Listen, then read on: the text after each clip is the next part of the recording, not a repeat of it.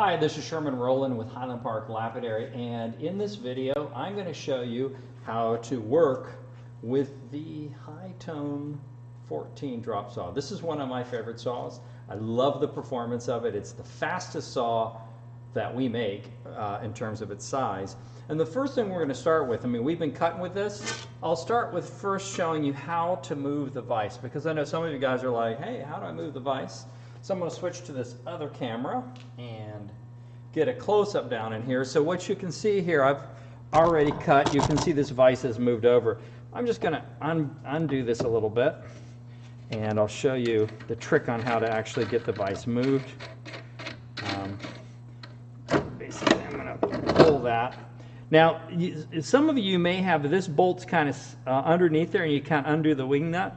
There's a technique to be able to get that loose, and that is, if you look underneath there, you're going to see two, actually can't quite see it. I'll pull this apart and you can see it a little bit better. There's a couple of bolts, and you can actually undo the shaft. This particular shaft can come off, and that makes it pretty easy to take the thing apart. This, for me, this is kind of one of the coolest machines out there, because not everybody likes a drop saw, but if you need to cut fast, you need to cut specimens, if you need to slab, this machine is just unbelievably cool. So I'm going to move the camera here, and you'll see underneath there, you can see those little bolts. That's a nut right there. And the technique for getting this loose, I'll grab myself a wrench here, is that if you have a situation where I can't get to the back here to get that bolt out, I'm just going to take a wrench on that nut and get it loose. Damn, I got that a little snug. A little rock to loosen it. There we go. And now you can see I can unscrew the shaft itself, pivot that around. And then what you'll see underneath there is you see those two little black spots there. Those are some Allen head screws. And you're going to use a 5/32 Allen wrench. Now this is a fancy one, but any kind of Allen wrench will work. And I just will put that in the hole, making sure I get it down and tight, and undo those Allen bolts. And when I take them out, you'll see that I can reposition this vise. There's a series of holes going across. Now, I don't plunge cut because I like to use this as a slabbing machine. I'll switch to my other camera. So for slabbing, the HighTone 14 is utterly badass. It's super, super fast. What you have here is the cross feed. This is a lock. This locks down the shaft right here, this little nut. But you can see by cranking this handle, I can cross feed the carriage left to right. So that makes slabbing on this thing incredibly quick. So what we're first going to do is I'm going to go back to show you how to mount this in different locations. So I've switched to this other camera here, and I move this out of the way. You'll see I have a lot of locations for mounting this vise. When you go to mount the vise, you want to obviously get any sludge down. My favorite position for the vise, you can put it anywhere, but I tend to like it about right here, so I don't have any conflict with that motor bracket. We are changing this bracket in the future. It just depends on which pump you're using for spacing, but the bracket is a little bit close to that shaft. But I usually put it right here in this position where, if I can find my location, there we go, so that I can stick a rock out and have it hanging over there and do a lot of cuts. So you'll see I can see a hole on this side here, an extra hole. I've moved the vise over this way, and then I'm going to tighten this on down to these locations.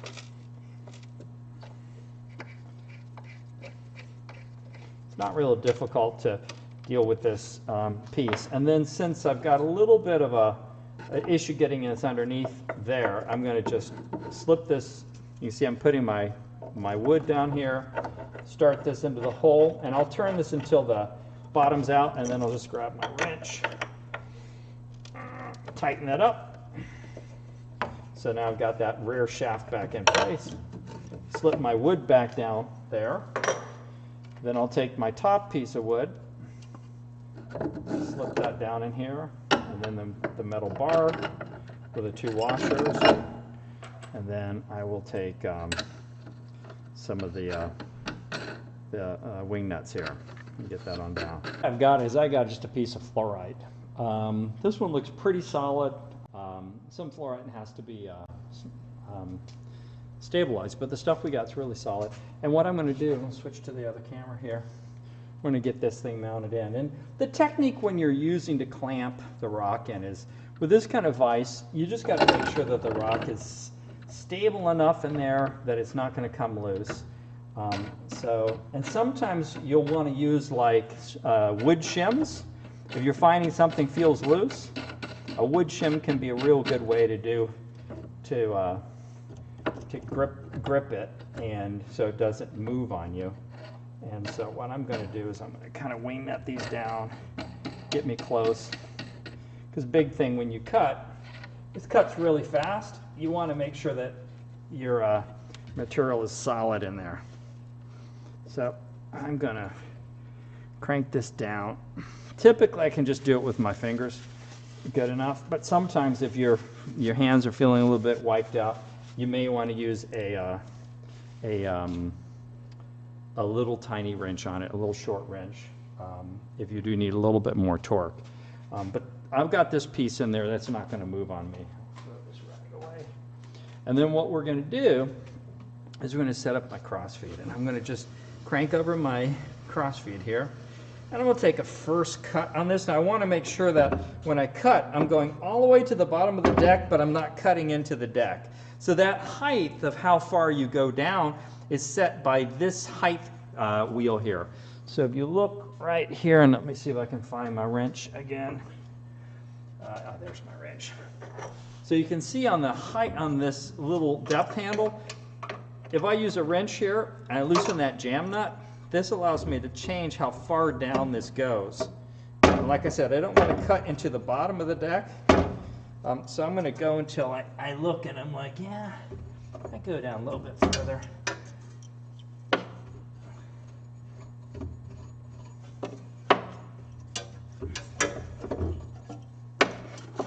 It's a little bit too much. There we go. That's a good height. And then what I want to do is I want to take this nut and tighten that jam nut back down on here so the handle doesn't move. Here we go. Wipe my hands off a little bit. Now you'll note also on the drop saw there's a couple of extra weights here. These weights are used for weighting the saw. So if I want to have it cut faster, these weights are added. If I want to cut slower, I'll remove the weights. But they just go on this shaft. I'm going to take a couple of these off. Fluorite's pretty soft. I don't need to push it. Probably with no weights it's going to be just fine. And then what I'm going to do is I'm going to crank over my carriage. You can see I'm cranking this handle, and you can see I'm going over. I want to get to where I can get a nice good face cut to clean up that face so then I can get a good slab coming off of there. Next, what I want to do then is I'm kind of queued up to go here. It's going to be a little bit loud. I'm going to put some safety glasses on because when you do use the drop saw, you want to be able to use safety glasses just to protect your eyes for 2 reasons. You don't have a hood here; it's contained. Whereas, like on the HT14, you've got a hood, and the 12. But in this one, it is open. So you want to have, from a safety perspective, always wear safety glasses. Sometimes I'll cover this if I'm cutting, like say the tiger eye. I generally will put some plastic over it to keep too much spray from coming out and mist, because tiger eye does have asbestos in it, which is secured, it's stabilized in the stone, but when you're cutting it you don't want any of the mist going around, and that's why you always want to be cutting either in water or oil. You do not want to cut dry for any reason on that. Now one of the cool things about the drop saw is it also has drains on the front right hand and on the rear left hand of the saw. So if you do want to run water through it, if you're cutting softer materials like say it's certainly not hard agates, but if you're cutting, rhyolite or other types of things that are softer, then you can get away with cutting with water. If you're cutting petrified wood, agates, harder jaspers, you want to run a mineral oil. You'll see right here, I'll switch to my other camera, I've got my coolant coming through right there. And what I'm going to do then, I was going to bring this down, the oil's coming through my blade, and it's going to be a little bit loud, but I'm going to start it without having the saw down on it. I'm just going to kick my saw on. And then you see I'm going, and then I'm just going to going right there.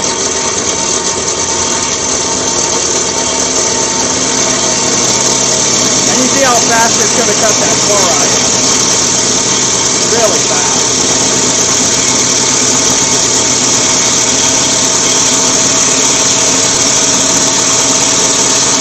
Hey, look at that crowd. Although it cuts the other material about damn as fast.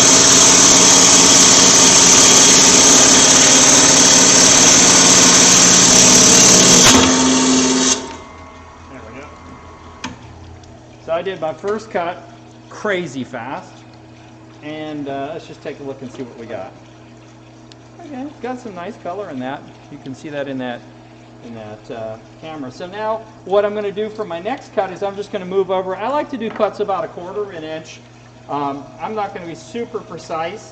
One of the things you can know about with this saw is you can also you can run a thin line blade on this saw. The thin line the thin line blade is a thinner kerf blade. If you're cutting higher quality material or things that are more sensitive, like I would typically want to use a thin line cutting this fluorite because it's going to be a little bit smoother cut than I will get with the green line, although the green line is absolutely my favorite blade. Let's do another cut.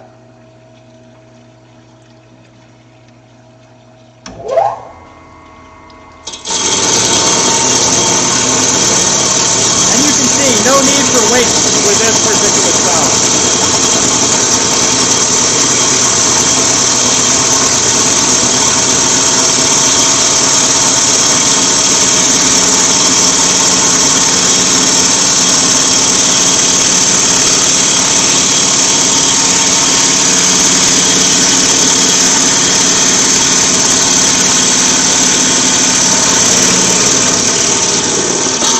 Now when I come through, I'm going to slow that down a little bit because I want to have a smooth cut through that face.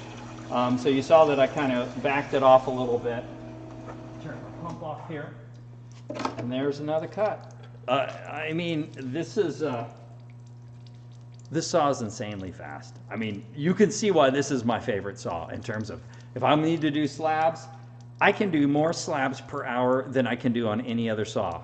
Absolutely one of the most badass ways to do slabbing is with the 14-inch drop saw. You also note with this, doesn't flip over backwards. The tank is super heavy duty, so you're good to go. Now some people say, well, how do I change my blade? If you need to replace your blade, there's a couple techniques around that. I'm going to grab a couple tools, but I'm not going to do the full thing, but you'll see the first step you want to do is you see these two bolts here. You see there's two screws right down here. Let me get us a little closer. You can see, maybe on this side, you'll see there is a screw there and a screw there. You'll undo those two screws, the belt guard will come off. Just set it aside. Then up underneath here, you see on the arbor shaft, there's a flat spot that I can put a wrench on. So I can get a wrench, and I can get a wrench right on this shaft to hold the shaft.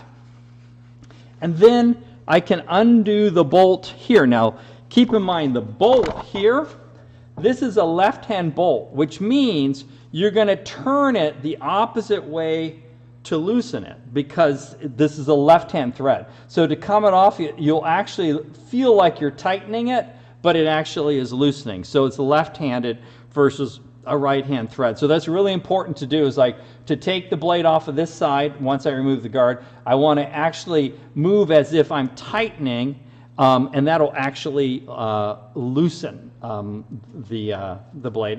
So you'll see here I've got my wrenches set up right here, and I'm just going to put this wrench on here. To take this loose, I'm just going to act like I'm tightening, so I'm turning it this way, and that actually loosens that bolt. If I want to tighten it, I'm actually going to go the opposite that you would typically do on a right-hand thread. So I would go left to tighten, right to loosen. And that's what I'm going to do here. So that's the trick for taking the blade off. It's a left-hand thread because it's on that side, and you want it to naturally tighten itself. You know, putting your pump in is really straightforward here. You'll see I've got the pump mounted back here in the tray. I just set it there. I don't even screw it in. I got, you know, the plastic line comes up here, goes in the front. If any of you got a pump and you didn't get a plastic line, just give us a holler. We'll send you out a plastic line. But that's basically it. Your trick is, you know, keep your stone tight. Big thing I tell people is just grab the stone. If I can't move that stone by hand and I'm working on that, then I know that stone's pretty tight in there. Keep enough oil in here. You'll see that my oil's slightly below the tray, and I'm pumping in here, but you want to be cleaning that from time to time. When you go to clean your saw, the cleaning process is really pretty easy on this. The first thing I recommend people do, and I don't have them, otherwise I provide them, is put a ball valve on this. So you can just a quick release valve, you can drain your oil out, tilt it forward so it can come out, and then you'll note inside there's 1, 2, 3, 4, 5, 6, 7 screws. Those 7 screws hold this tray in, and then you can lift this metal tray off and this front off, and then you can get and clean it out once you've drained your oil. So, and then the process for draining your oil is super easy. I'm actually going to be putting a video up on that shows you how to make your own oil cleaning bucket assembly. Super easy thing to do with 2 5-gallon buckets.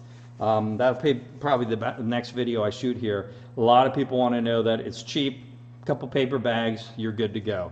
But that's the basics on the machine. One of the things you may be saying is like, well, when would I use this nut here?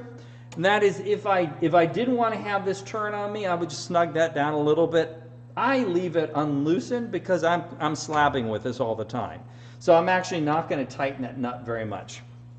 If you look underneath here on this side, this is where your belt guard is. You'll note that it's hinged, and you remove these 2 screws, there's going to be your belt in there. And the belt tension is accommodated by just tightening or loosening the movement of the motor, and I just basically use a little pry bar to push the motor back or to loosen the motor to be able to tighten your belt. But it all comes pre-adjusted. It's pretty straightforward that way. Other than that, I mean, there's not a whole lot to the drop saw. It's super rugged. It's damn fast. It's by far my fastest, most favorite saw to cut with because it's quick, and I don't like to waste time. So we cut a lot of our slabs. In fact, when you see our live webinars, we're cutting 90% of our stuff on the drop saws because they just go so fast. So I'll probably put another one into operation here too, just because we need to cut a lot of slabs. If you got any questions, certainly give us a call. We're happy to help you here. We want you to have fun and really enjoy working with your machines because they are beauties. Thank you very much. Hey, thanks for watching today. If you like what you see, click the like button. Subscribe if you want to get more videos like this, and down below in the description you'll find a link that goes to our website. It goes to also what we showed you today, more information about that, and leave comments if there's things that you like, if there's things that you want us to do more on, if there's videos that you want us to shoot that we haven't shot. We're very open to that. We're really looking for ways to help you be successful in your endeavors with the tools and technologies that we create, as well as any other aspect of the hobby.